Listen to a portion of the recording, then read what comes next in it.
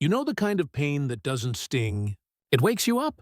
When someone you love looks you in the face, surrounded by people who should never hear your private wounds, and spits out the words meant to crush you. You'll never be good enough for me. Her friends laughed. She waited for me to fall apart, to defend myself, to beg. She wanted a scene. She wanted to feel powerful. But instead of breaking, something inside me went silent, cold, clear. Because the moment she tried to embarrass me, she exposed herself. And my smile wasn't confusion. It was the beginning of her downfall. She had no idea what was coming next.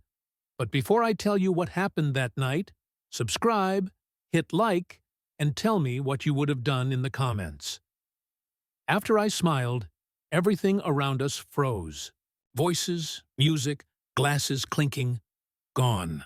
Her friends stared at me, waiting for a meltdown. She stood there with that proud look on her face, arms crossed, chin raised, believing she had finally hit me hard enough to make me crumble. For months she pushed limits, tested my patience, chipped at my confidence. Tonight, she decided to destroy it in public. But she miscalculated. I didn't yell. I didn't argue. I didn't ask why. I smiled, small and calm, because the moment she said those words out loud, she proved everything I refused to admit. She didn't love me. She loved having power over me. "You done?" I asked. Her smile flickered. She expected anger. Instead, she got silence. One of her friends whispered, "That was harsh." Another shifted uncomfortably. Even in their eyes, the line was crossed. She wanted a reaction. I gave her clarity. "I'm serious," she said louder, trying to reclaim control. "You'll never be good enough," I nodded. "You're right." That stunned her. She blinked fast, confused. "What?" "You're right," I repeated. "I'll never be good enough for someone who needs to tear me down to feel tall." The table went quiet. Her friends looked at each other. She opened her mouth to speak, but this time her voice didn't come out confident. It came out shaky. "Don't twist this. You're being dramatic." "No," I said. "I'm being done." I picked up my jacket from the back of the chair. She grabbed my wrist. "Where are you going?" she demanded, voice shrinking.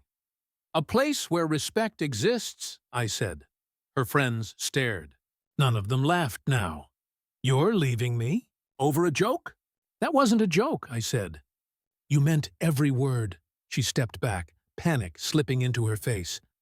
"You're not serious," I shrugged. "You didn't just insult me. You announced to a room that I mean nothing to you."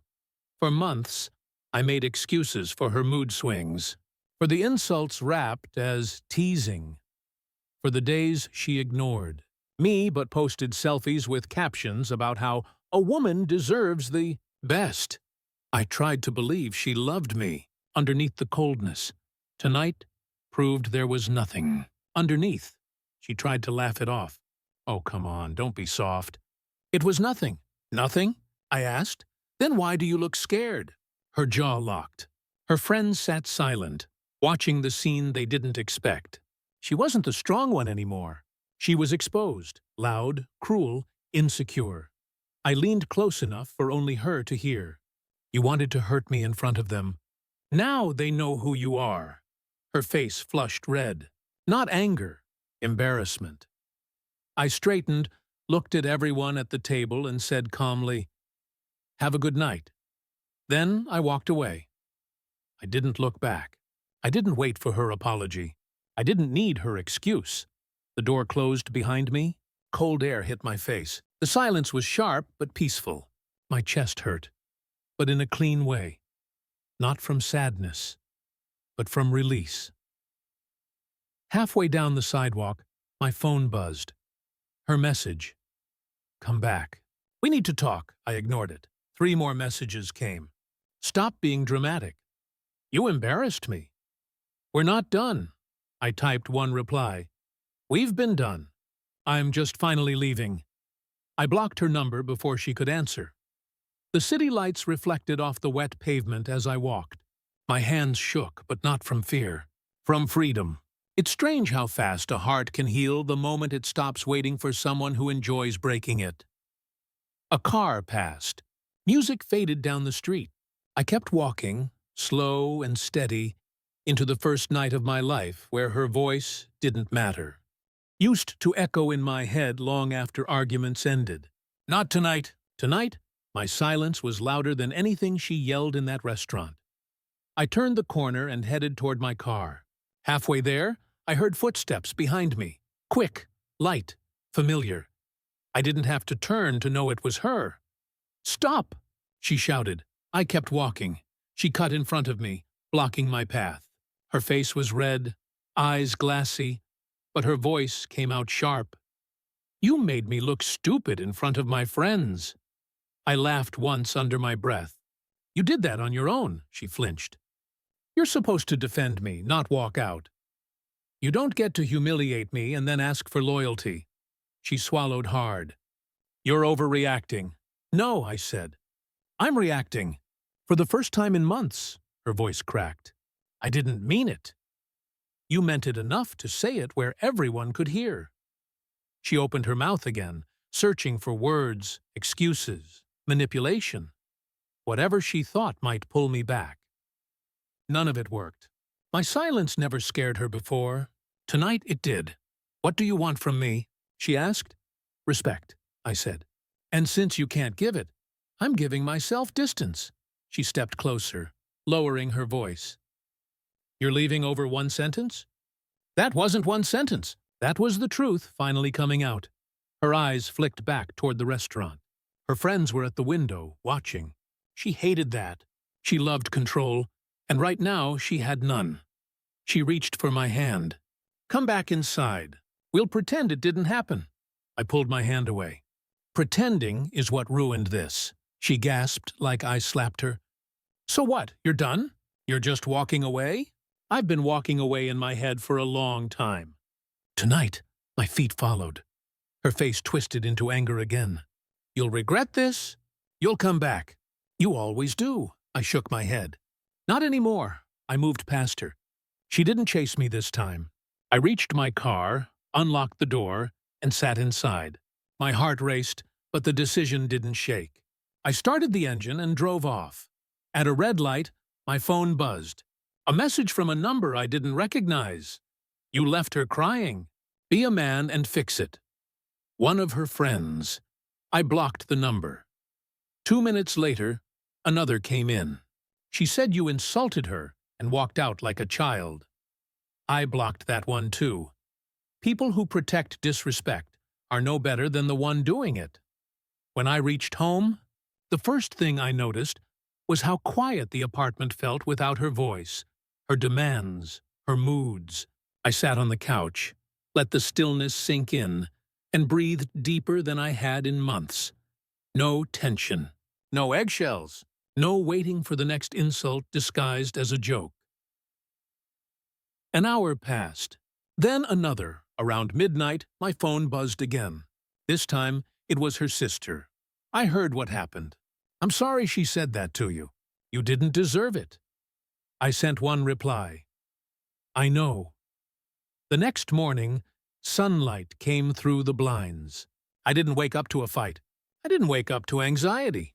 I didn't wake up rehearsing how to keep someone happy who enjoyed making me hurt. I woke up free. Later that day, I packed a few things and dropped off her key at her place while she was gone. No note, no message, no goodbye. She already took those words away when she said I'd never be good enough. On my way back to the car, her neighbor stepped outside. "You two broke up?" he asked. "Yeah," he nodded. "I heard some of the things she said to you. You deserved better." That sentence hit harder than her insult. Because he was right, I finally drove to my brother's house. We sat on his porch. He handed me a drink and asked what happened. I told him everything. He didn't call me stupid. He didn't ask why I stayed so long. He said one simple thing. "You walked away. That's strength." That night, I slept deeper than I had in years. And for the first time, I woke up knowing that her words didn't define me. They exposed her. Anyone who needs to destroy you to feel valuable is already empty inside. After a week without her, peace started to feel normal. No shouting. No insults dressed as jokes. No anxiety waiting for the next mood swing. I went to work, came home, cooked, slept, and breathed like a human being again. The silence that used to scare me now felt like healing. On the 8th day, she showed up at my door. No warning. No text. Just a knock. When I opened it, she stood there in jeans and a hoodie. Nothing like the confident girl who yelled in front of her friends. Her eyes were swollen, face pale, voice small. "Can we talk?" I stepped outside and closed the door behind me. She didn't need access to my space anymore. She took a breath. "I'm sorry. I crossed a line." "That wasn't a line," I said. "That was a cliff. And you pushed." Her lips shook. "I got carried away. I was trying to be funny. I didn't think you'd take it so seriously." I looked her in the eyes. "I didn't leave because you yelled. I left because you enjoyed watching me hurt." She flinched. For once, she didn't have a comeback. "I miss you," she whispered. "I've been miserable." "You miss control," I said. "Not me." She frowned, desperate now. "If you loved me, you'd try to fix this. If you loved me, you never would have said it." The street stayed quiet. A dog barked somewhere far away. She wrapped her arms around herself and looked at the ground. "My friends said you embarrassed me on purpose." I shook my head. "You embarrassed yourself. I just stopped playing along." She looked up again, tears gathering. "I'll change. I'll treat you better. I'll work on my anger. Please." For a second, I saw the person I first fell for. The smile, the sweetness, the charm. But I also saw everything that came after. The insults, the lies, the emotional games, the way she made me feel small so she could feel tall. "I believe you want to change," I said, "but not for the right reason. You want me back so you don't have to face what you did." Her voice cracked. "You're walking away forever?" "Yes." She grabbed my hand like it was her last lifeline. "No, please, I'll do anything." "You should have done anything before you tried to break me." She let go. Tears fell fast, dripping onto the porch. "I didn't think you'd leave." "That's the problem. You never thought I had the strength." She staggered back a step. "So, this is it?" I nodded. "This is it." She turned around and walked toward her car. Halfway there, she stopped and looked back. "You'll regret losing me." I shook my head. "I regret wasting time on someone who thought I was beneath her." She drove off. I didn't watch the car disappear. I just stepped back inside my home and closed the door gently, without anger, without sadness. Later that night, I sat on the couch with the TV off, lights low. My phone buzzed. A message from her best friend, the same one who laughed when she insulted me. I heard what happened. "She went too far. You deserve better," I typed back. "I know." The next day, my brother called. "You free tonight?" "We're grilling," I smiled. "Not forced. Real." "Yeah," I said. "I'll be there." I drove over, walked into a yard full of laughter, heat from the grill, kids running, real joy. No tension, no ego wars, no competition. Just family. My brother handed me a plate. "Feeling better?" I nodded. "More than better," he grinned. "Told you, some endings save you." As the sun went down, I realized something important. Being good enough was never the problem. Being appreciated was, and somewhere out there is someone who won't need to tear me down to feel powerful. Someone who sees my worth without being asked. Someone who doesn't measure love by how much damage they can cause.